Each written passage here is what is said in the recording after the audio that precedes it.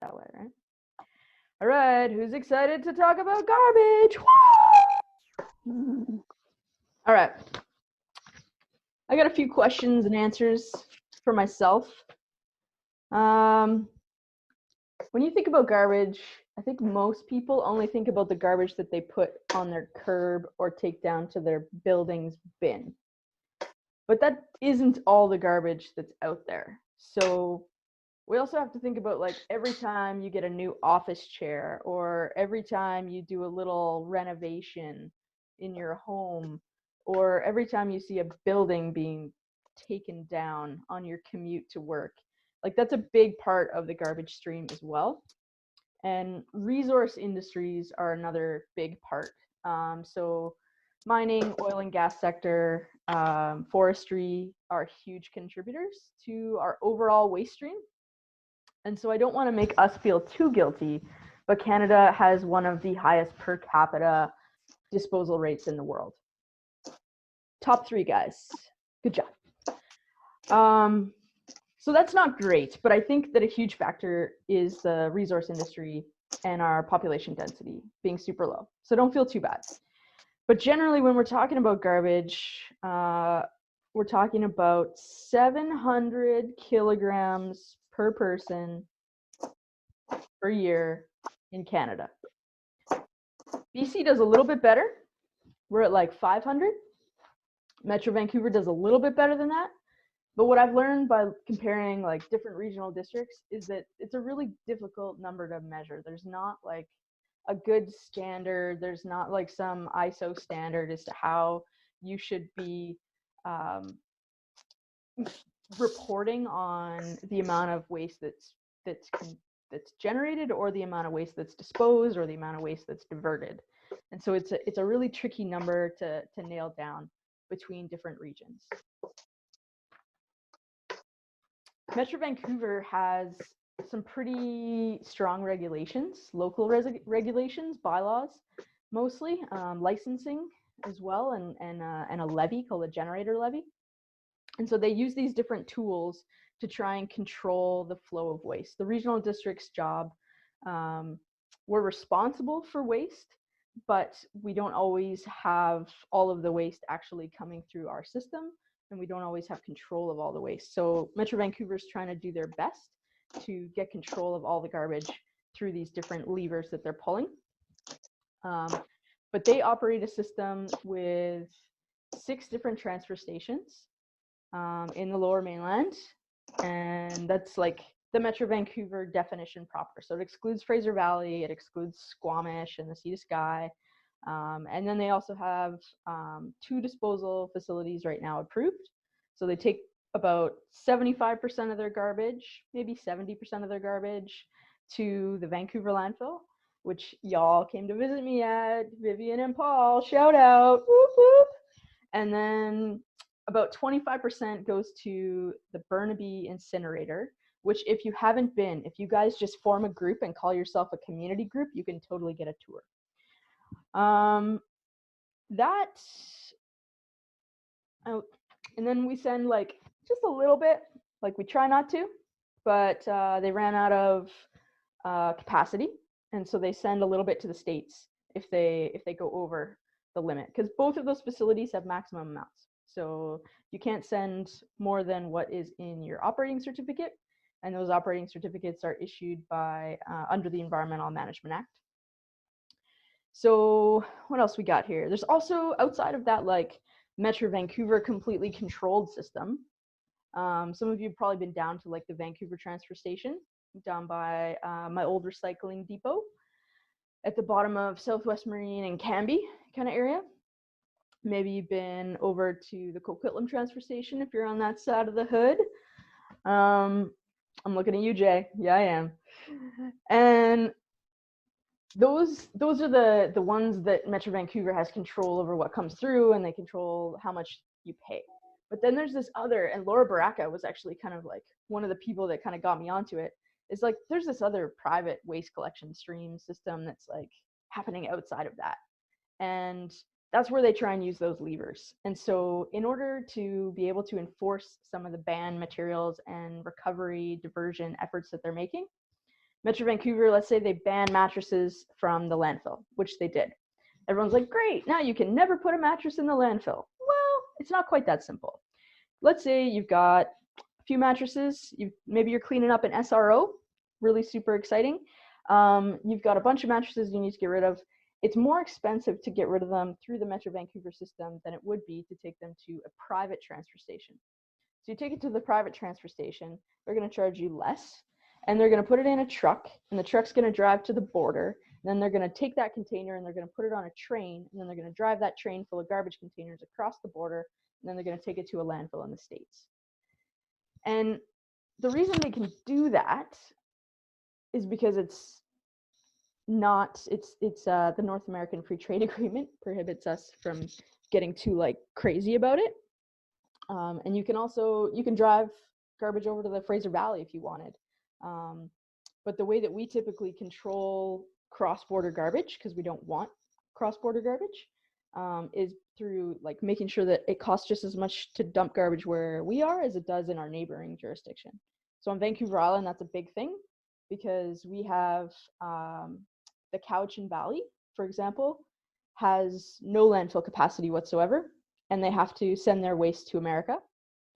And the Capital Regional District in Victoria, they've got reasonable landfill capacity, but they don't want to take anyone else's garbage. They got their own problems, you got your problems, deal with your own shit up there, Cowichan.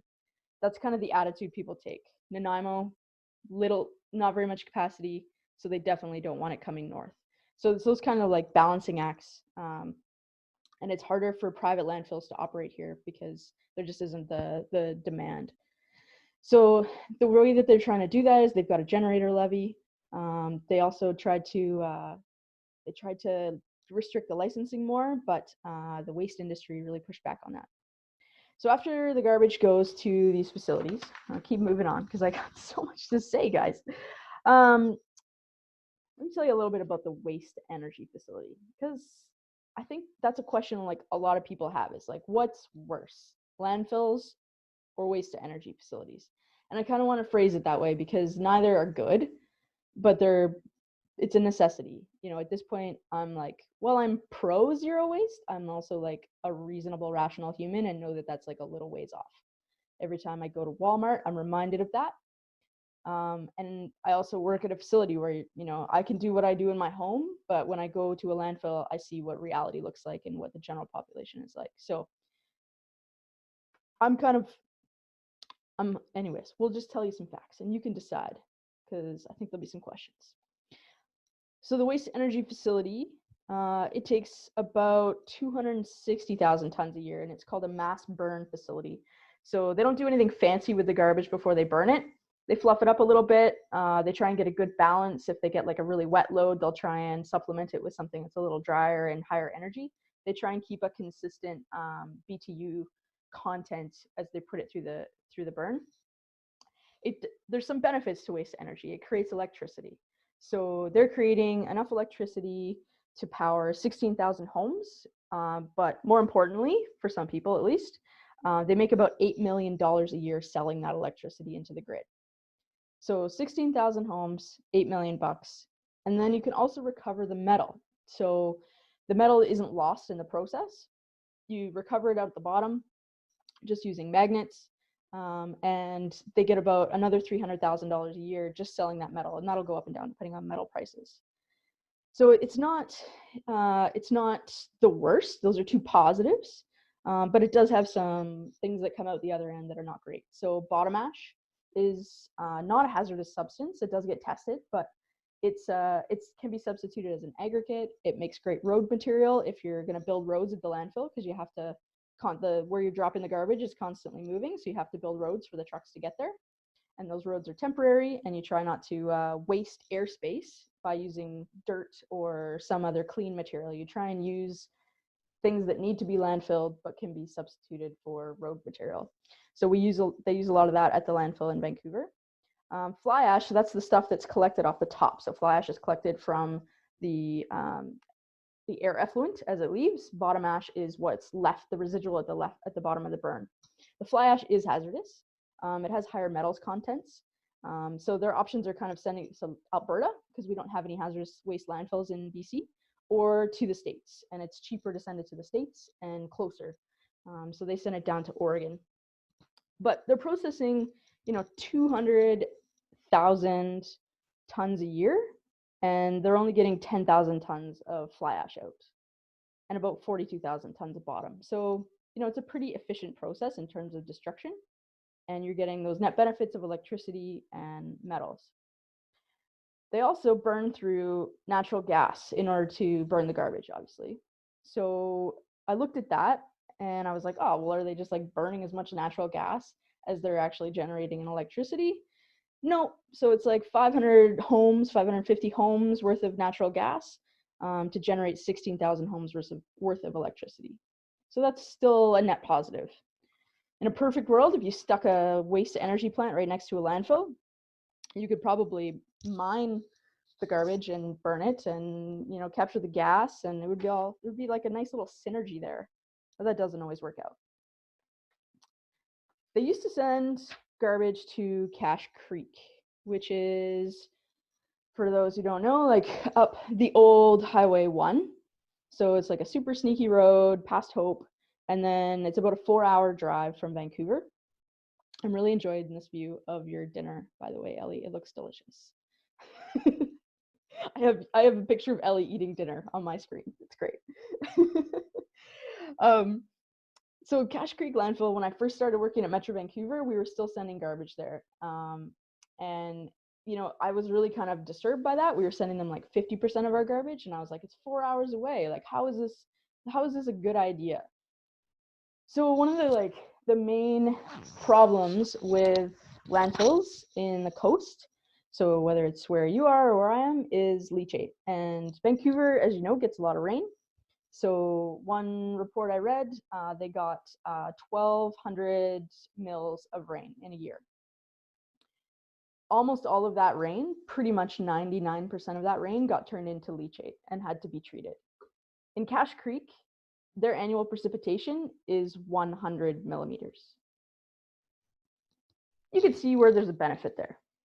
So there's like 100 millimeters of rain, and they're able to lose most of it through evaporation. So instead of creating 2.7 million cubic meters of leachate at a cost of $4 million a year to treat and to put stress on our wastewater treatment system, they generated 2,000 cubic meters of leachate. So just orders of magnitude different. And that's the main benefit of sending garbage to arid locations. So when we do send garbage down to the States, we can feel a little bit good about it because it goes by train. And we can also feel good because it's going to landfills that are in the desert, in the Washington interior and the Oregon interior. So it's creating a lot less environmental risk because precipitation is a big risk. The other risk to landfilling, the other con, is methane generation. So certainly not a negligible impact.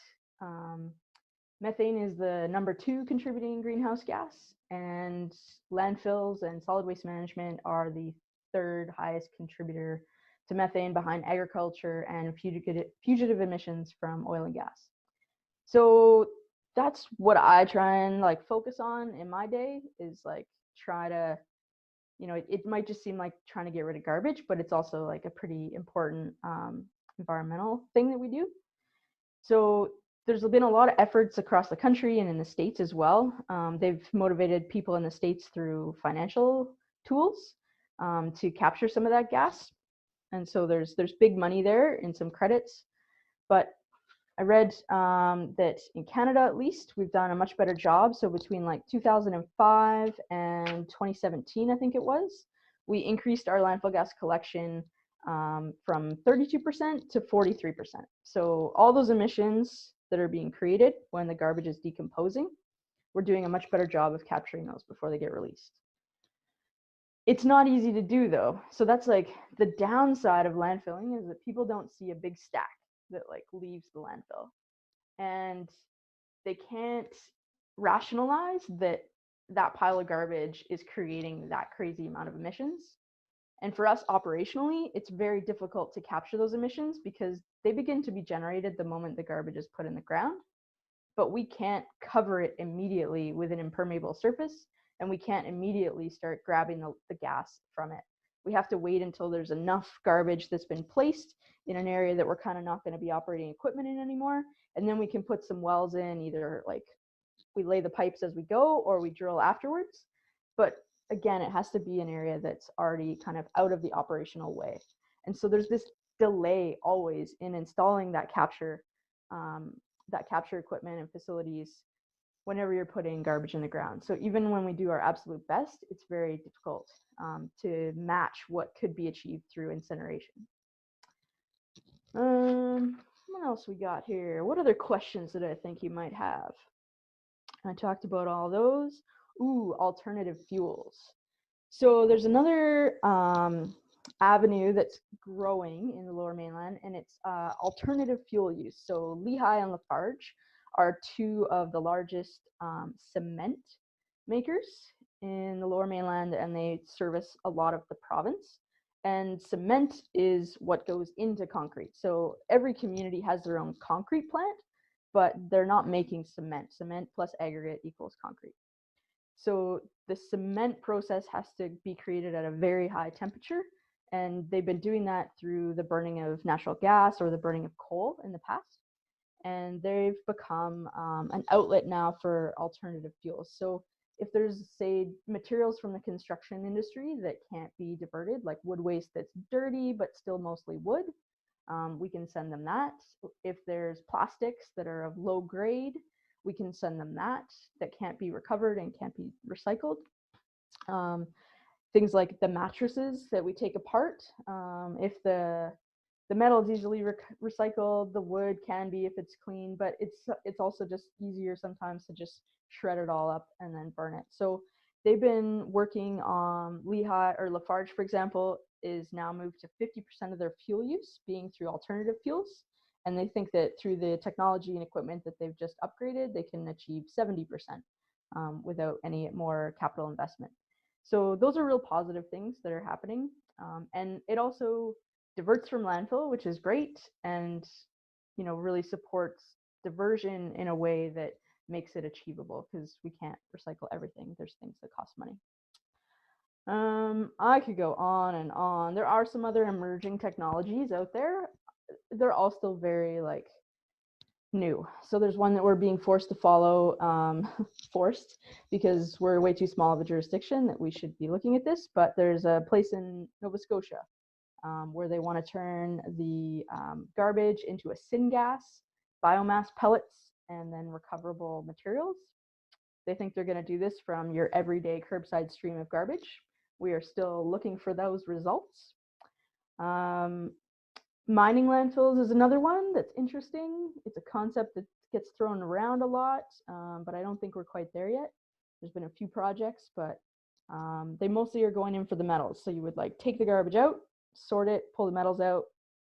You could screen it and reuse some of the dirt, and then put the rest of it back. Because as crazy as it sounds, about 40 to 60%, depending on your efficiency, of a landfill is just dirt, because we have to create fire breaks all the time. And in order to create little pockets of garbage and try and stop the entire landfill from just being one giant garbage, we put soil on top, soil on the sides, and create these little cells so that if something does ignite, it tries to keep it in a tight little spot. So you end up using a shit ton of soil, which is a huge waste of space. I also wanted to touch on COVID, just to give a little PSA. So if you know anybody that is sick or symptomatic, you can put your COVID waste into your regular garbage. Do put it in a garbage bag. Do tie the garbage bag. Everyone should be tying their garbage bags right now. If you leave it loose and you're putting it in a paper bag and you don't somehow get that paper bag to be taped shut or something, and the garbage falls out, think about yourself as a garbage worker having to pick up somebody's dirty tissues or just generally any garbage right now. They're very wary of it.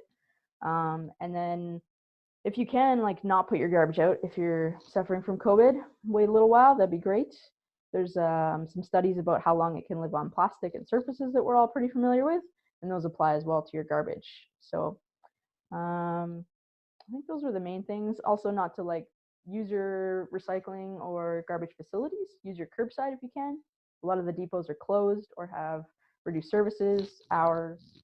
So just start stockpiling, and if there's things that are kind of shitty and low value recyclables, you don't have to feel bad about throwing them out. I threw out some colored foam the other day. I'm fine with it. That's my talk. It wasn't funny at all. Brilliant. Thanks very much, Swillie. Great facts there. One question there from Vivian, who was wondering what a fire break is. You mentioned the earth that's layered into the landfills. Can you explain what that is? Yeah, so we're required at the end of every day to cover the waste for a couple purposes, to try and keep like rats and birds and vectors coming in and either getting in the garbage or taking it in and spreading the plastic all over the place. But then after so many days, I think it's like 5 days or a week or something, we have to put in that soil break. So it can be different materials, but soil is inert, it doesn't burn, and so it's a good choice. So we usually put like a foot of soil on top, and then that'll stop the oxygen from getting in there, which will help to slow the fire down. The garbage can actually get hot enough, and sometimes there'll be things like there's a lot of lithium batteries in products these days, which is great, except that people don't take them out, especially if it's a product that they didn't put the battery into. It just came with a battery in it, and they don't think about it, and then they just throw it out. It can get damaged in the supply chain, like either at the collection truck when it gets compacted, or at the transfer station when it's picked up, or at the compactor when it gets rolled over. So then those damaged batteries can sometimes start fires along the way, or just the heat of the decomposition can also create enough heat that it starts. So when I was at the Vancouver landfill, we had a fire for about 3 weeks, and it cost, I think, $1.2 million that we spent in those 3 weeks to put that out.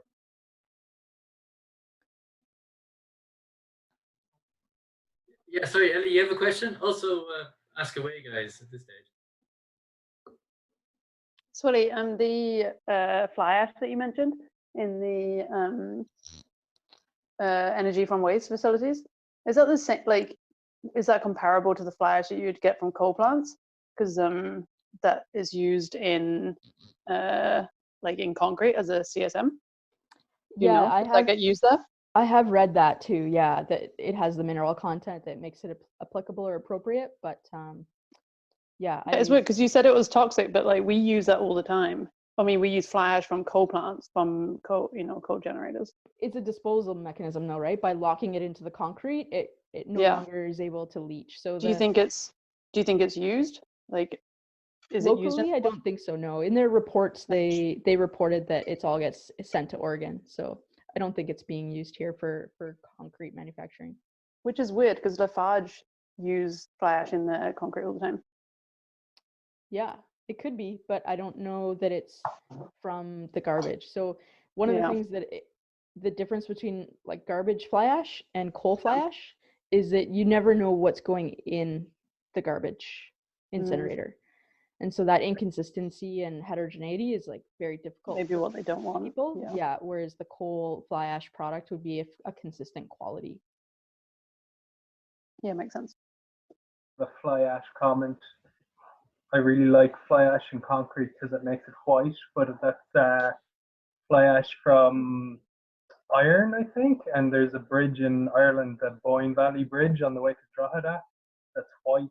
Like concrete gets more white when you use that recycled product from iron. So I'm interested, Ellie, if is the fly ash from coal got a color? Do you know, or do you have? It's maybe the same. It's a good question. I don't know whether it adds a coloration. I can find out though. Oh, yeah. Anyway, fly ash. Thanks for a great presentation, Swillie. Thanks, Pareg. Hi, Laura. Hello. Sorry we're late. Yeah, sorry we're late. It was amazing. It was great to hear the end of it. I think we're all going to struggle to follow that one. Swillie, I know that there's a lot of countries that Canada used to sell its recycling to, and they've stopped buying it. Do we have any domestic solutions then where the recycling is going to grow?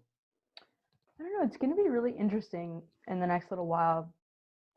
Like, yeah, that happened in 2017 or 2018. I've lost track now, when like China closed their doors. And I didn't want to get into recycling because it's like a whole other topic.